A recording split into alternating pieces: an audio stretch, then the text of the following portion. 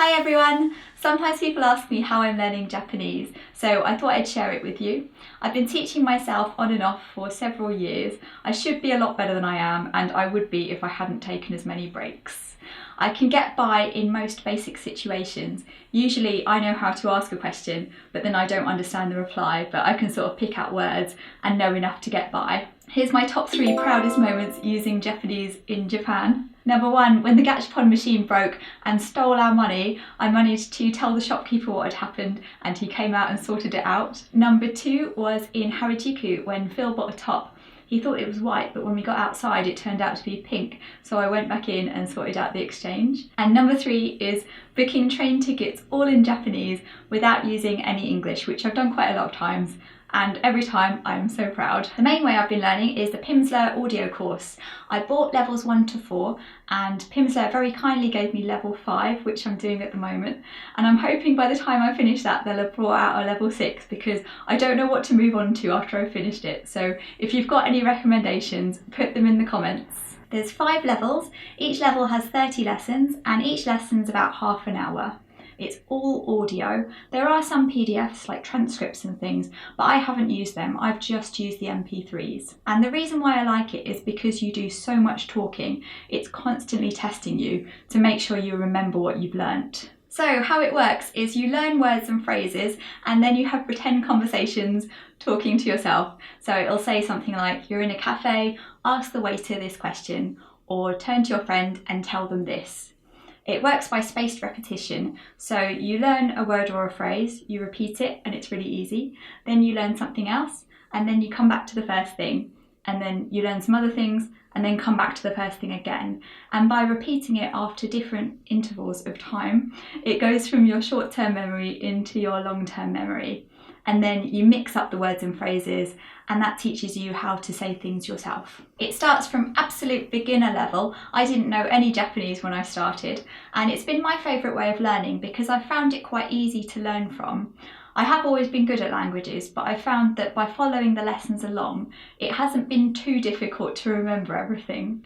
I find that with books, I tend to skip ahead and not focus on each thing properly, but with an audio course, you can't do that. You have to follow it along at the right pace. I found it strange at first not having anything to look at, because normally when you're studying, you've got a book to look at or you're writing notes or something, but it's actually a lot more natural because when you're there in Japan speaking Japanese, you're not looking at your notes, it's just you talking.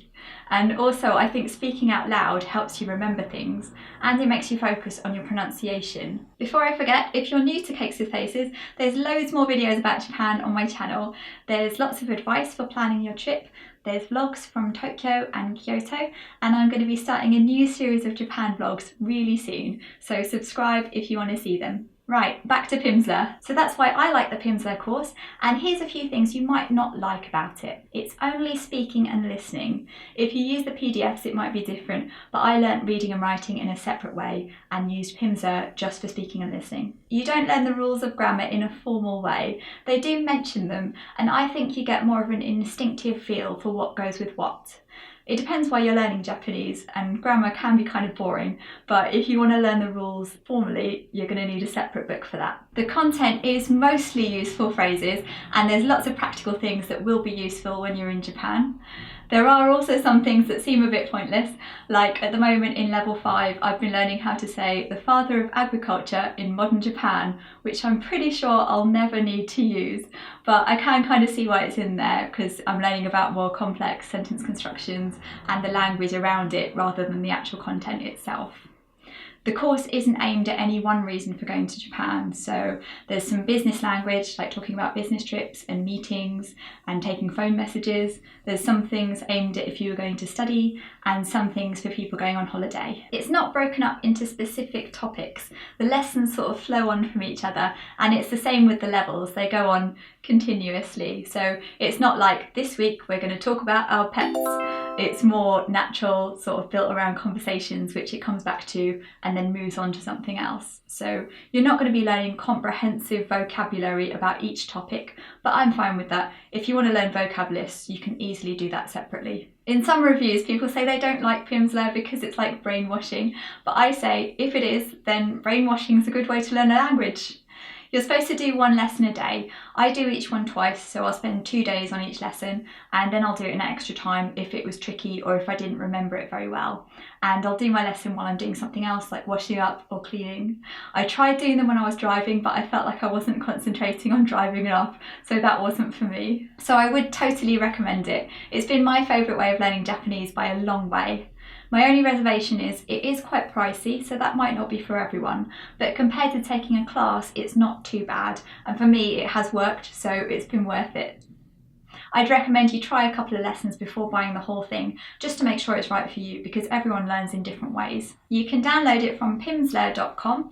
There's different packages with different things included. The one I got was the MP3 version. You can buy each level separately, that's 30 lessons for about £90, or you can get a package of 5 lessons at a time for about £18. Or you can buy the whole thing in one go. I'd recommend you try just a couple of lessons to start with to make sure it's right for you, because everyone learns in different ways. You can try a free lesson before you buy anything, and if you sign up to the email newsletter, they always have discounts. It's also on Audible. You can get packs of just a couple of lessons on there, and Audible does a free trial as well if you want to try it. And I'll just quickly mention some of the other things I've used to learn Japanese.